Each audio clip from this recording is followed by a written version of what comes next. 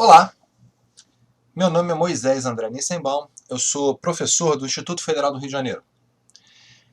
E essa é a aula do capítulo 7 do CCNA 1, versão 6.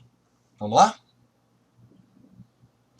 Vamos falar sobre endereçamento IP, tanto IPv4 quanto IPv6. Então, a primeira seção vai definir o que é endereço de rede IPv4. Depois, o que é endereço de rede IPv6. Em seguida, uma vez configurados o endereçamento IPv4 e IPv6, como é que a gente testa a conectividade? Ok? Vamos lá. Primeiro, endereço de rede IP versão 4. Bom, gente, o endereço IPv4 nada mais é do que um número binário com 32 bits. Tá certo? Entretanto, como esses números binários são difíceis de ser visualizados pelo ser humano, resolveram agrupar de 8 em 8 bits, ou seja, em bytes, né? E esses 8 bits representando um octeto, 8 bits octeto. Então, o endereço 32 bits são 4 octetos, cada um deles com 8 bits. Tá? Desta forma, cada um desses octetos é representado normalmente por um número decimal, não binário. Tá? Esse número decimal, como ele na verdade é o espelho de um número binário de 8 bits, ele só pode ir de 0 até 255. Tá certo? Porque o número binário de 8 bits vai de 0 até 255. Então, esses 4 octetos aqui, esses 4 números decimais, são números que vão de 0 até 255 no máximo, cada um deles. Ok? Beleza, tem um vídeo. Vamos lá.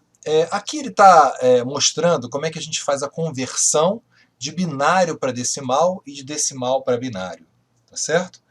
Vocês podem aprender isso de várias formas. Vocês podem aprender isso nesse método aqui que está sendo ensinado no programa. Pode usar a calculadora. Tudo depende da abordagem que você vai ter. Se não for importante para você aprender a fazer isso na mão, você pode usar a calculadora. Mas é bom lembrar que numa prova de certificação não é permitido usar a calculadora. Então é bom que o aluno ele saiba fazer essas contas, ok? Como isso é matemática pura, eu não vou abordar isso nesse vídeo, mas vocês podem fazer a leitura do material que está muito bem colocado lá. Vocês podem aprender a converter de binário para decimal, de decimal para binário, ok? Beleza? Muito bem. São métodos bastante simples de serem entendidos. Bom, uma coisa muito importante no endereço IPv4 é que ele tem duas partes. Uma parte que é a parte de rede, outra parte que é a parte de host. Tá certo? Então o endereço tem 32 bits. Em algum lugar desses 32 bits você vai colocar uma divisão. No caso aqui está mostrando 24 bits para a esquerda e 8 bits para a direita, mas podia ser em qualquer posição, que eu delimito uma linha ali e a parte da esquerda vai ser chamada de parte de rede e a parte da direita vai ser chamada de parte de host. Tá? E essa linha divisória ela é determinada por um número que também tem 32 bits, que é chamado máscara de subrede. Tá certo? Então a máscara de subrede é que vai determinar em que posição que eu vou colocar essa linha. Ou máscara de subrede ou prefixo. Ok? Então, a gente sabe que um endereço IP ele tem 4 octetos. E olha aqui a máscara. Ó. Essa máscara aqui, 255.255.255.0, determina que esses 3 primeiros octetos aqui, ó, o 92, 68 e 10, são a parte de rede. E esse da direita aqui, que está igualado com esse 0, é a parte de host, esse 10 aqui. Ok? Então, ele está mostrando aí aonde eu vou aplicar isso, aonde o pessoal mais vê isso sendo aplicado, que é no Windows, na configuração IP de uma placa de rede no Windows. Tá? Você vai ter que colocar o endereço IP, a máscara e também o gateway padrão, que a gente até viu sobre isso no capítulo passado. Olha lá como é que a máscara delimita aonde está a parte de rede e a parte de host. Tudo que coincidir com os uns da máscara serão parte de rede. E tudo que coincidir com os zeros da máscara será a parte de host. Simples assim. Quando eu tenho um endereço IP qualquer, tá? Se eu fizer uma operação AND entre o endereço IP e a máscara, eu obtenho também um endereço IP. Este endereço IP obtido se chama endereço de rede, tá certo? Essa operação AND lógica, ela é feita pelos roteadores, pelas máquinas, tá? Que é uma coisa muito simples. AND 1 dá 1. Qualquer outra operação AND dá 0. Isto significa o quê?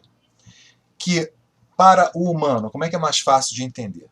Olha só, meu amigo, pega um endereço IP, a parte de host zera ela. Aí você vai ter um endereço chamado endereço de rede. Tá? Então, gente, todo endereço IP tem um endereço de rede associado a ele, que é obtido como? Fazendo uma operação AND entre o endereço IP e a sua respectiva máscara. Esta operação nada mais é que pegar a parte de host e torná-la toda igual a zero. Zerá-la. Ok? Então esse é o endereço chamado endereço de rede. Ok? A máscara, ela também pode ser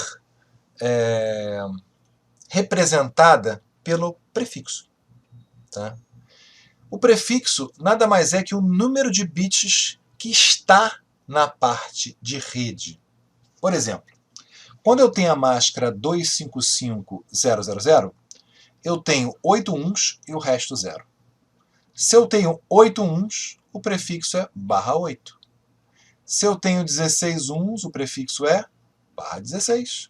Se eu tenho 24 uns, o prefixo é /24. E assim eu posso ter vários prefixos, desde /0 até /32. Certo? O /0 não tem nenhum 1, é tudo 0. Né? E o /32 todos são uns na máscara. Tudo bem? Então é mais ou menos assim que a gente... Muitas vezes representar pelo prefixo é mais econômico do que representar pela máscara, tá? Mas são formas representativas equivalentes. Eu posso dizer 192.68.10.100, 255, 255, 255, 0. Ou eu posso dizer 192.168.10.100 /24. É dizer a mesma coisa.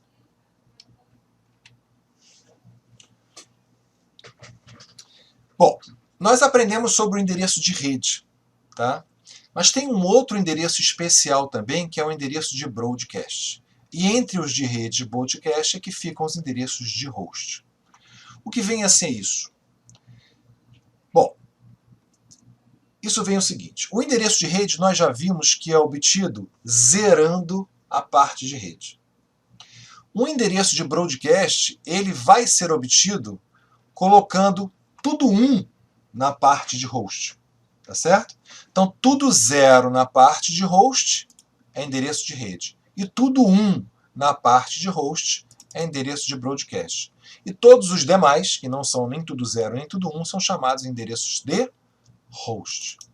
Tá certo? Por que eles têm esse nome? Tá?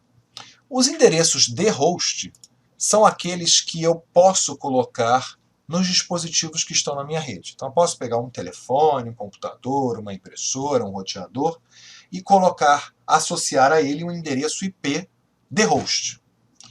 Já os endereços de rede e broadcast eu não posso colocar no computador, no celular. Se eu tentar configurar um computador com endereço de broadcast ou com endereço de rede, o sistema operacional vai dizer assim, olha, meu amigo, você não pode fazer isso. Tá certo? Por quê? Porque o endereço de rede, gente, é aquele que vai representar a própria rede. Então, quando eu digo assim, ó, 192.168.10.0/24, esta é uma rede. Tá certo? Então, esse endereço não pode ser usado em nenhum host. E o broadcast? O broadcast ele vai servir, a gente vai aprender, como o nome diz, que quando eu quero mandar uma mensagem para todos os hosts de uma determinada rede, eu uso o endereço de broadcast. Portanto, nenhuma máquina pode ter configurada nela o endereço de broadcast, porque é o endereço de todas. Tá certo? Nesse caso aqui, o endereço de broadcast vai ser o 92.168.10.255. Lembrando então, quando eu tenho uma rede, certo? Esta rede vai ter o seu primeiro endereço com a parte de host zerada, o seu último endereço com a parte de host tudo 1, e os endereços intermediários são os endereços que podem ser colocados em computadores, impressoras e etc. Tá claro, pessoal? Aqui é um videozinho que vocês podem assistir. Um laboratório usando a calculadora do Windows, não falei? Né? Outro laboratório também. Tudo isso a gente vai ver na aula prática. Tá legal? Muito bem, ele mostra novamente a telinha do Windows aí, como é que você atribui um endereço estático. Mas eu vou dizer para vocês, gente, não é comum a gente pegar um computador e atribuir a ele um endereço estático. Normalmente a gente nem mexe nisso. A gente liga o computador e ele entra na rede normal. Por quê? Porque ele já vem, o sistema operacional já vem por default com esse tique marcado aqui, obtain an IP address automatically. Ou seja, obtenha um endereço IP automaticamente. Então, o computador que entra numa rede, ele já vem preparado para procurar um servidor chamado servidor de DHCP, que vai dar a ele um endereço IP automaticamente. Tá certo? Entretanto, nos nossos laboratórios, a gente vai fazer muito isso. Configurar estaticamente os endereços IPs dos computadores, tanto Linux quanto Windows. Olha lá, o que eu estava dizendo para vocês, normalmente a gente coloca isso aqui automaticamente, e o de baixo também fica em cima aqui, ó. O DNS também é automático. Beleza? Bom, assim como no capítulo passado, que a gente viu o Ethernet, retrasado, desculpa, que a gente viu o Ethernet, que tinha endereço unicast, broadcast, multicast, endereço MAC, né? Unicast, broadcast, multicast, a gente também tem o endereço IP, unicast, broadcast, multicast. Tá? O que é um endereço unicast? Comunicação de 1 para 1. O que é o endereço broadcast? Comunicação de 1 para todos. O endereço multicast é a comunicação de 1 para alguns. Ok?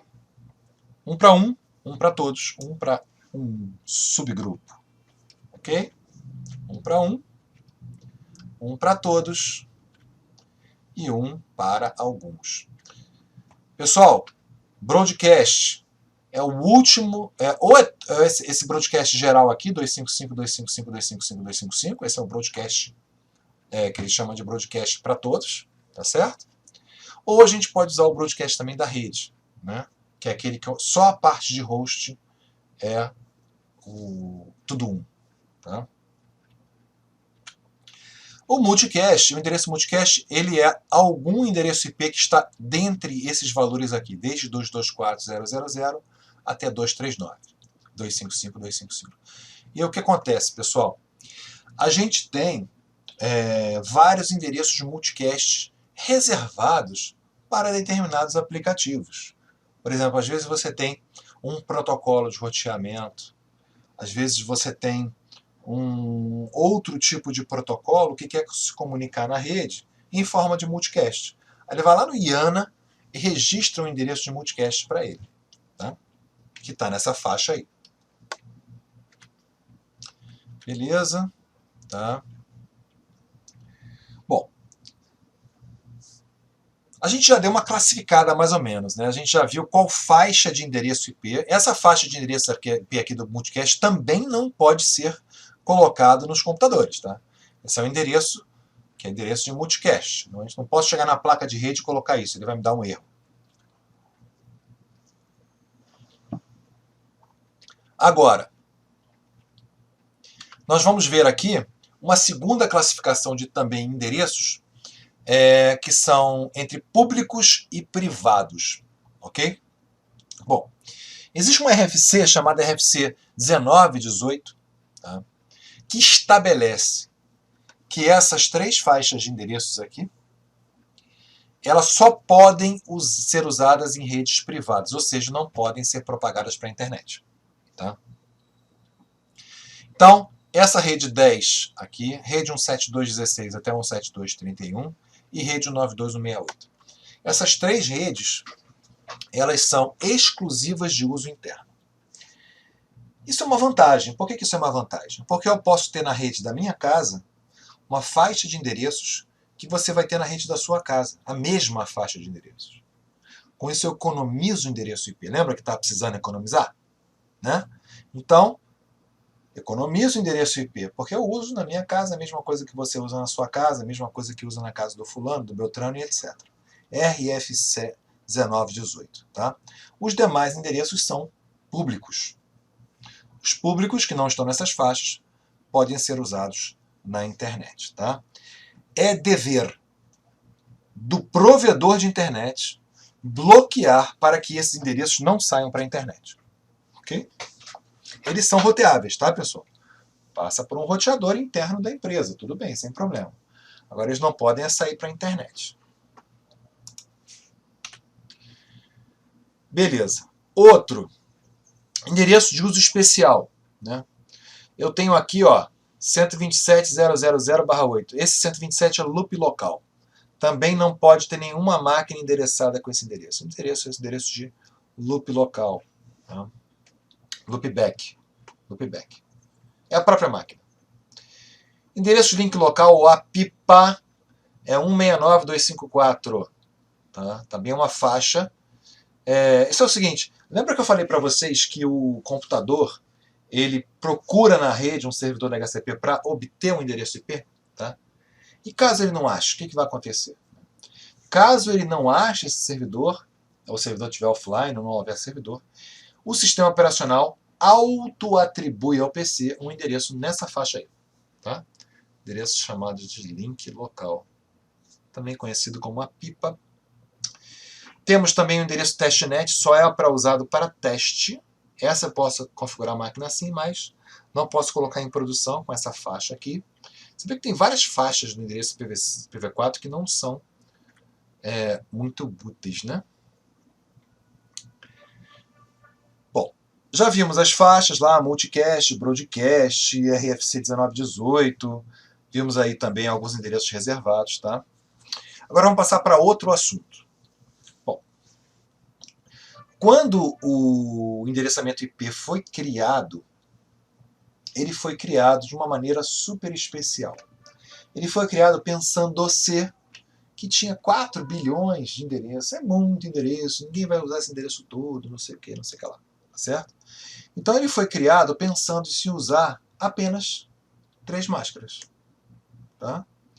A máscara /8, /16 e /24. Só essas 3 que existiam no início do IPv4. Né? É um mundo classful. Os que eram /8 chamavam-se classe A. Os que eram /16 chamavam-se classe B. E os que eram /24 chamavam-se classe C. E mais um detalhe muito interessante. Existia uma faixa dentro da qual a gente sabia se o cara estava numa classe ou em outra classe. Então, por exemplo, se o endereço, o primeiro octeto aqui, olha esse primeiro octeto apenas, tá legal? Se esse primeiro octeto tivesse entre 0 e 127, eu já sei, cara, isso é um classe A.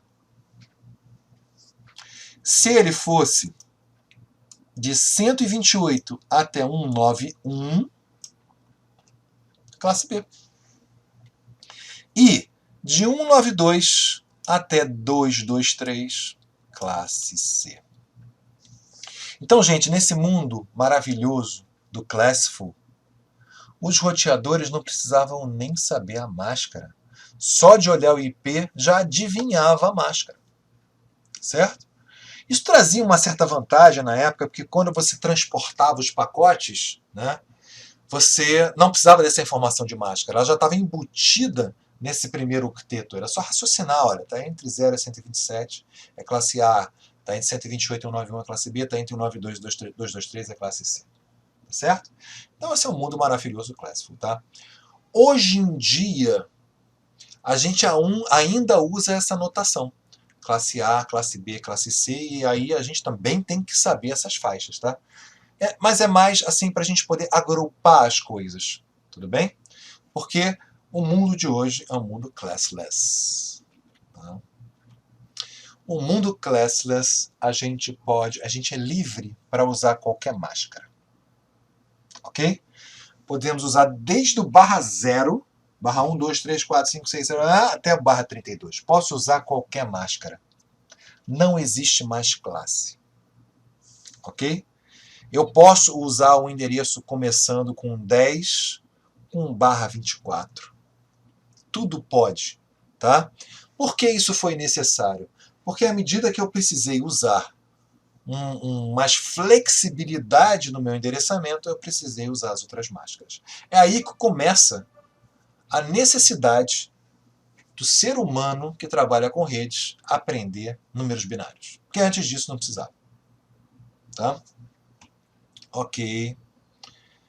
Muito bem. Atribuição de endereços IP, pessoal. O que eu tenho? Os endereços IPs que circulam na internet são preciosos. Principalmente os IPv4. Certo? Eles pertencem a certas organizações. Então, por exemplo, a IBM tem uma faixa de endereço IP que é dela, a Microsoft tem uma faixa de endereço IP que é dela, a UOL tem uma faixa de endereço IP que é dela, e assim por diante. Tá?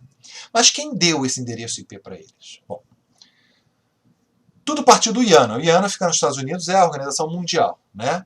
E aí daí a gente tem as subsidiárias do IANA. Tá? Para a América do Norte, América do Sul, África, Europa e Ásia. Ok? Então, cada uma dessas instituições rege a distribuição de endereços, não só de endereço IPv4, mas IPv6 também, nome de domínio, etc. Um monte de outras coisas. Tá? E, além dessas continentais, também tem as de países. Por exemplo, aqui no Brasil, o registro.br, que distribui o endereçamento IP. Tá bom? Beleza. Ok. Vamos agora para o IPv6? Vamos lá. IPv6. Tá? Nós já falamos um pouquinho sobre isso, da necessidade do IPv6, né? Mas aqui ele coloca mais ou menos um resumo. O IPv6 tem 128 bits ao invés de 32, tá certo? Que possibilita um número praticamente difícil de alcançar de endereços IPs disponível. Tá? Então ele soluciona, assim, as limitações do IPv4 e aproveita para adicionar certos aprimoramentos, tá certo? Por que o IPv6 é necessário? Claro, por causa, principalmente da internet das coisas, pessoal. Com a internet das coisas, IPv4 é impossível.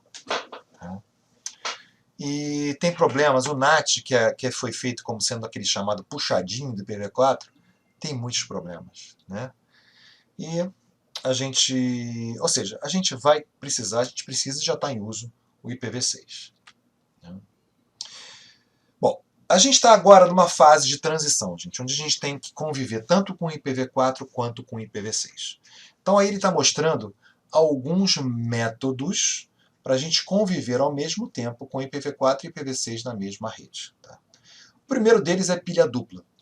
Todos os dispositivos hoje, computador, impressora, celular, roteador, etc., eles têm o quê? Eles têm pilha dupla. Então eu posso configurar tanto o IPv4 quanto o IPv6 neles ao mesmo tempo. Tá certo? Isso é importante para a transição. Segundo, os túneis. Tá? Eu tenho aqui um túnel, por exemplo, a WAN, né? A internet, é onde a gente tem maior dificuldade de fazer essa transição completa.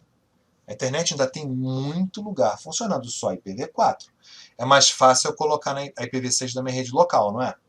Então, digamos que eu tenho uma filial aqui com IPv6 e outra filial aqui com IPv6 também. mas eu quero transportar esses dados IPv6 pela internet, que é só IPv4. O que eu faço? Eu faço um encapsulamento, coloco o pacote IPv6 dentro de um pacote IPv4, tá certo? E aqui eu tiro do túnel, descasco ele e solto o IPv6 aqui dentro. Então, eu tenho túnel, esses túneis para isso, né? O tunelamento. E tenho também a tradução. A tradução nada mais é que solucionar um problema que é uma rede que só tem IPv6 se comunicar com uma rede que só tem IPv4. Neste caso, eu vou ter um roteador para fazer esse trabalho, que vai ter uma tabela. De um lado, endereços IPv6 e do lado direito, endereços IPv4. Uma correspondência de 1 para esses endereços. Tá legal? Muito bem, gente. O endereço IPv6 ele tem 128 bits. Então ninguém vai ficar representando o endereço IPv6 por número binário. Vai dar um troço enorme, não cabe nem no papel. Tá certo? Então, o que o pessoal fez inteligentemente? Usou o número hexadecimal. Tá? Então, na verdade, 128 bits o que é? 4 mais 4 mais 4 mais 4 mais 4 mais 4, até dar 128. Só que cada um desses 4 aqui é um algarismo hexa. Tá certo? Então, eu consigo assim, né, juntar estes algarismos hexa formando os 128 bits. Tá bom? O termo hexteto, tá, é um termo para 16 bits que é formado por 4 algarismos hexa. Tá? Então, um hexteto são 4 algarismos hexa, portanto 16 bits. Isso faz com que eu represente um endereço IPv6 por 8 hextetos. Por quê? Porque 8 vezes 16 é 128. Tudo bem? Aqui estão alguns exemplos de endereço IPv6. Não se assustem, por favor. É um troço gigante, né? Tá certo? E justamente para não assustar, foram criadas 2 regrinhas interessantes. Estas 2 regrinhas, bom, uma delas a gente já usa com número decimal. Qual é? Omitir o 0 à esquerda. Né? Por exemplo, em número decimal, tá? Eu tenho 120 reais. É a mesma coisa que eu dizer que eu tenho 120 reais. Não é? Porque o 0 à esquerda não vale nada. Por isso que a gente chama até um indivíduo que a gente acha desprezível ou acha dispensável um 0 à esquerda. Tá certo? Então,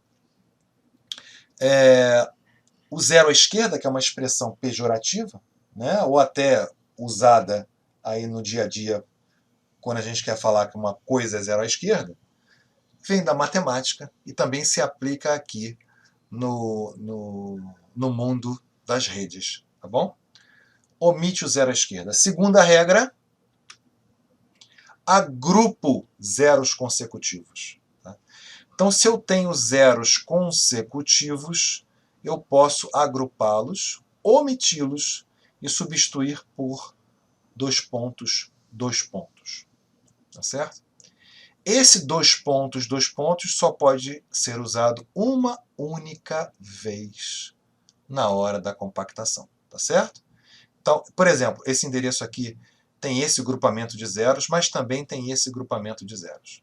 Portanto, ou eu uso aqui, ou eu vou usar aqui. Ok? Não posso usar duplo 2 pontos 2 vezes no mesmo endereço. Beleza. Né? Vários exemplos. Né? No material online tem exercícios, vamos fazer isso na aula prática. Tá? Bom, gente, novidade. No mundo IPv6 não existe broadcast. Tá? A gente tem unicast, multicast.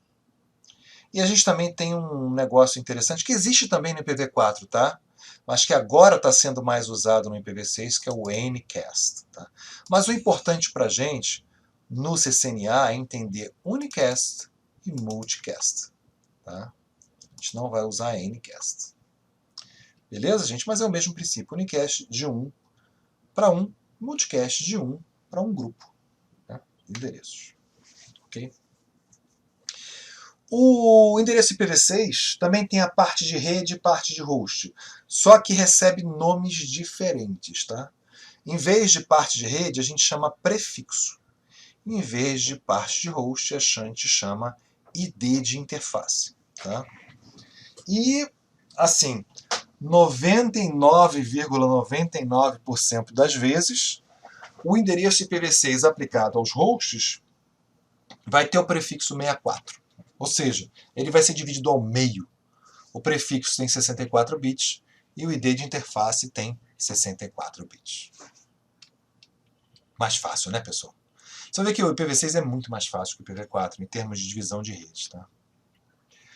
Aqui ele coloca o seguinte: os endereços unicast IPv6 têm subcategorias, tá legal? Que a gente não teria ali no IPv4. Essas subcategorias estão listadas aí, né? As mais importantes são unicast global, que equivale ao endereço IP normal, tá certo? É o endereço IP que eu vou botar na máquina. Tá? Um endereço chamado link local, que é muito interessante, tá? Isso não existe equivalente em IPv4. O link local é um endereço IPv6 que só funciona num enlace, tá certo? Ele não atravessa o roteador, ok? Então ele vem a substituir, porque o que acontece? Como o IPv6 não tem broadcast, eu não posso fazer consulta ARP. E eu, na verdade, eu me livro do ARP. O ARP é uma praga no IPv4, né? E essa descoberta de rede ele faz por esse endereço de link local. E ele é bastante interessante, esse endereço de link local. Como no IPv4 a gente também tem o endereço de loopback, que é o endereço de eu mesmo, né? Endereços não especificados e local exclusivo, IPv4 embutido, isso a gente não vai usar. Vai usar aqui ó, esses três primeiros. Unicast global, link local e loopback. Beleza, pessoal? O fato de a gente não usar não significa que não cai em prova, tá? Pode cair na prova. Enfim, essa classificação. Mas para a gente não serve para nada. Ok? Endereço link local, como eu já disse para vocês, é um endereço restrito ao enlace. Ele não atravessa roteadores, tá certo? Ele não passa para o outro lado. Né? Isso permite uma coisa muito interessante no caso dos roteadores. Os roteadores, eles têm múltiplas interfaces. É o normal dele. Eles conectam redes. Tá? Então, uma interface fica em cada rede.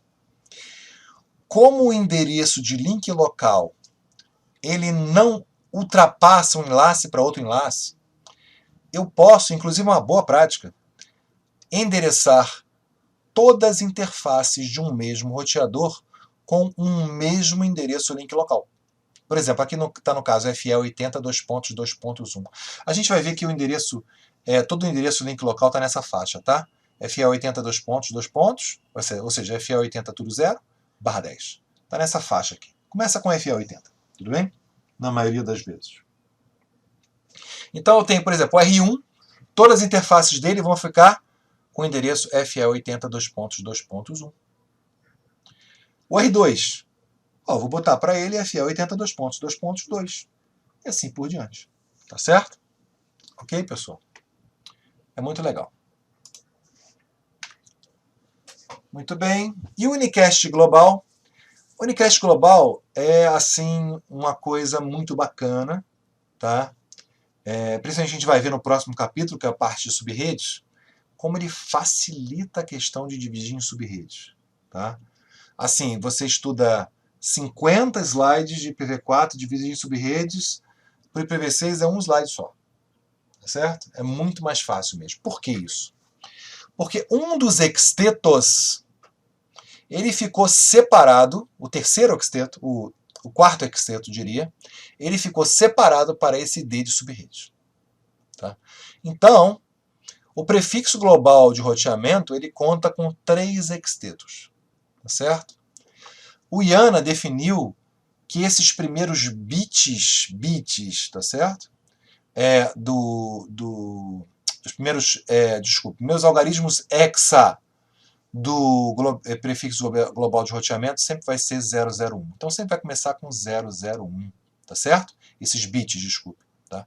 Então vai ser de 2000 até 3FFF, os 4 primeiros hextetos. Então, repetindo, como os 3 primeiros bits são 001, sempre nos endereços que são válidos pelo IANA hoje, eles começam com 2000 até 3FFF. Qualquer coisa fora dessa faixa não é um endereço válido por enquanto. O IANA não liberou, tá certo? Tem tanto endereço sobrando que ele colocou nessa faixa aí para distribuir, tá bom? O quarto hexteto, desculpe, ID de subrede e o ID de interface com 64. Tudo bem? Então esse /48, que são os 3 primeiros hextetos mais significativos, eles são distribuídos pelo seu provedor. O seu provedor vai te dar isso, tá certo? Esse aqui vem zerado pelo provedor e você pode usar da maneira que você quiser para fazer a tua subrede, tá? E esse aqui vai para as máquinas, que é o ID de interface, ok? Para configurar o endereço IPv4 num roteador, tá? A gente usa o IPv4, a gente usa IP address. Para o IPv6, a gente vai usar IPv6 address. Tá? Tanto faz para o endereço unicast global como para o link local. Sendo que o link local vai ter um sufixozinho chamado link local, que a gente vai ver agora. Né? Aqui está como é que a gente configura num computador, né? O IPv6 também é fácil. Né? E o endereço de link local a gente tem que colocar IPv6 address, o endereço de link local e depois a palavra-chave link local. Tudo isso a gente vai ver na parte prática da nossa aula, ok? Beleza. Slack. Tá? Uma das grandes novidades aí do IPv6 vem essa configuração dinâmica de endereço IP, ok? Então, essa configuração chamada Slack, né, que tem a ver com stateless, é uma configuração, aliás, nem precisa configurar. Só de eu habilitar o IPv6 no roteador, tá, e colocar o endereço IPv6 válido na interface, ele automaticamente distribui para as máquinas endereço IPv6 na mesma faixa de subrede onde ele está, sem precisar de servidor DHCP. Tá? É uma distribuição automática. Como é que isso é feito?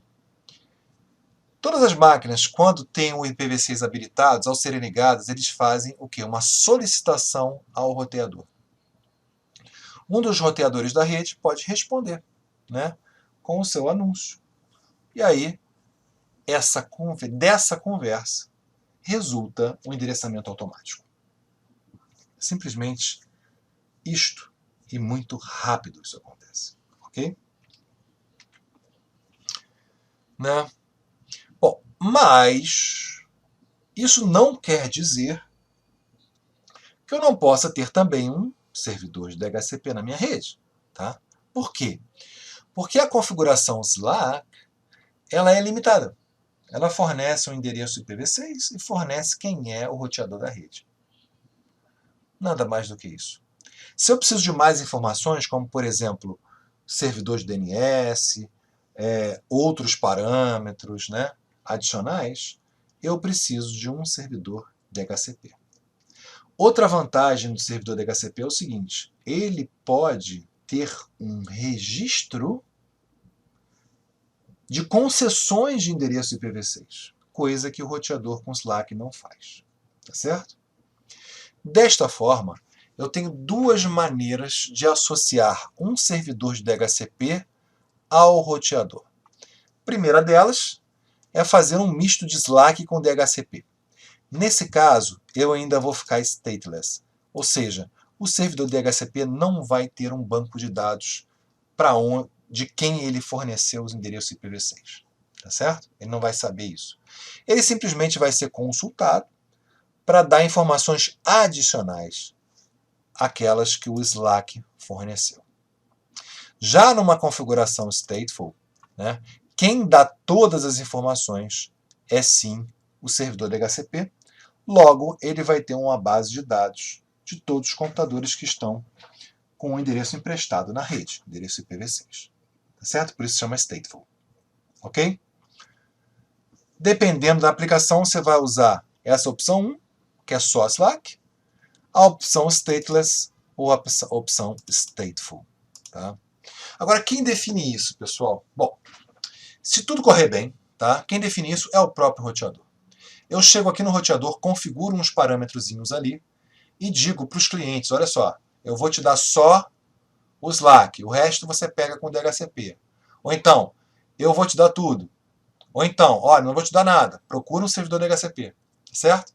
Então, é o próprio roteador, porque ao ligar, a máquina procura sempre um roteador para dar as instruções para ela, ok? Beleza.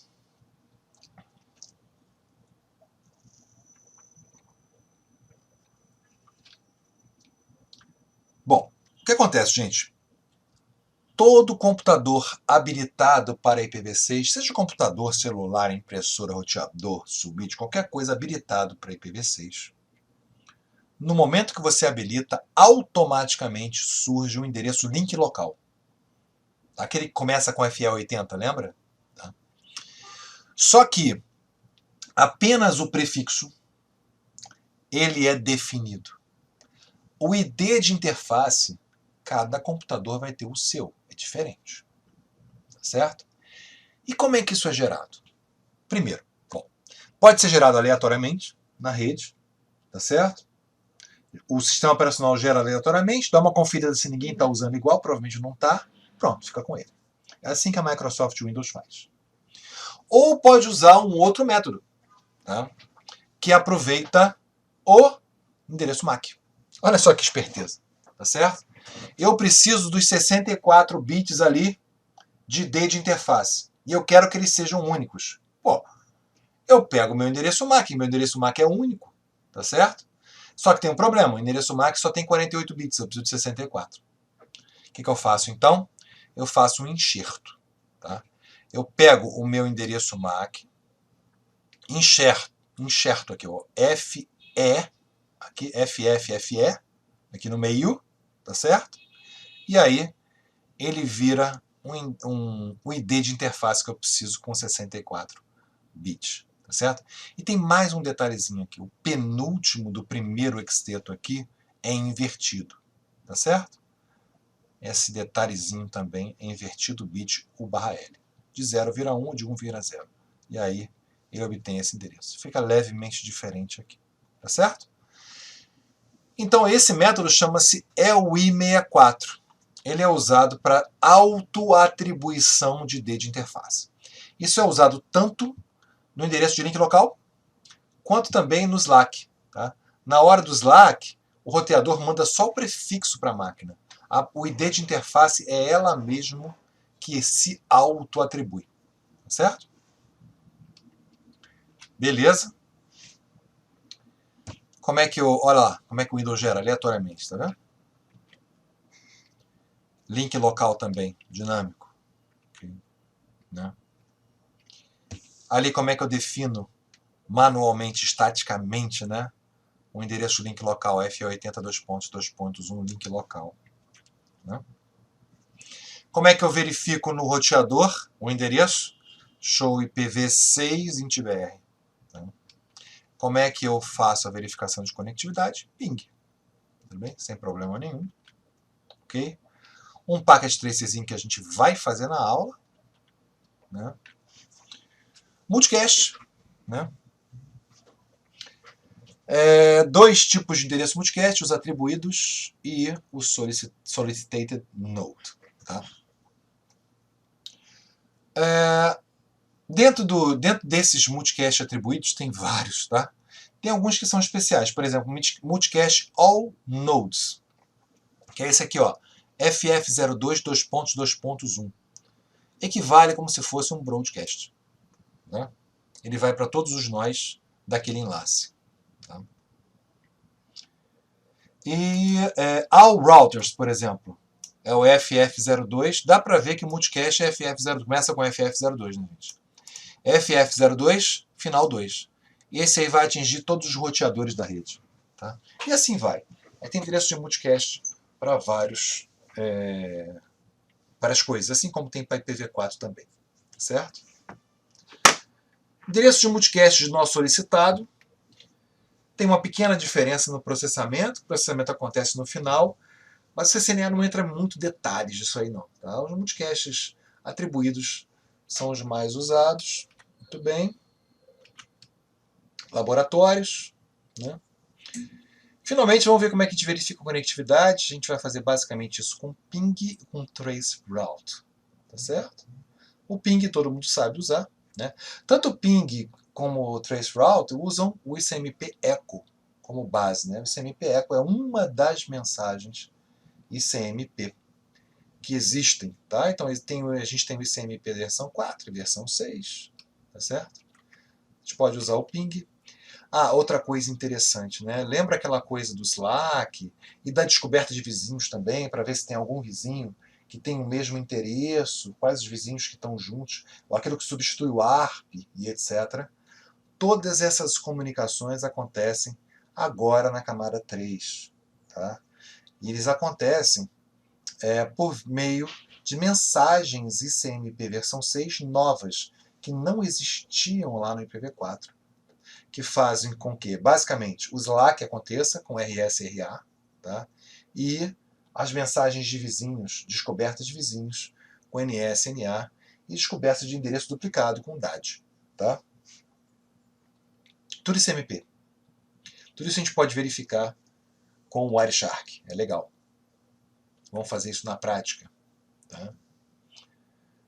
Aí está, né, a questão do primeiro teste que a gente faz da pilha local, pingando o localhost, que pode ser 127.0.0.1 ou 2.2.1. Né? A gente testa o roteador, se ele está alcançável, que é o dispositivo mais confiável da minha rede. Depois a gente testa a conectividade, até numa rede local e depois numa rede remota. Tá? Traceroute é saber traçar um mapa de roteadores ao longo de um caminho. Então, por exemplo, se eu faço um ping daqui para Google, por quais roteadores esse meu pacote passou? É só eu fazer um traceroute daqui para Google. Ele vai informar para mim para qual roteadores ele está passando, tá certo? Também temos aqui um laboratório sobre essas duas coisas, né? Ok? E aí a gente termina esse capítulo 7. Ok, pessoal? Até a próxima.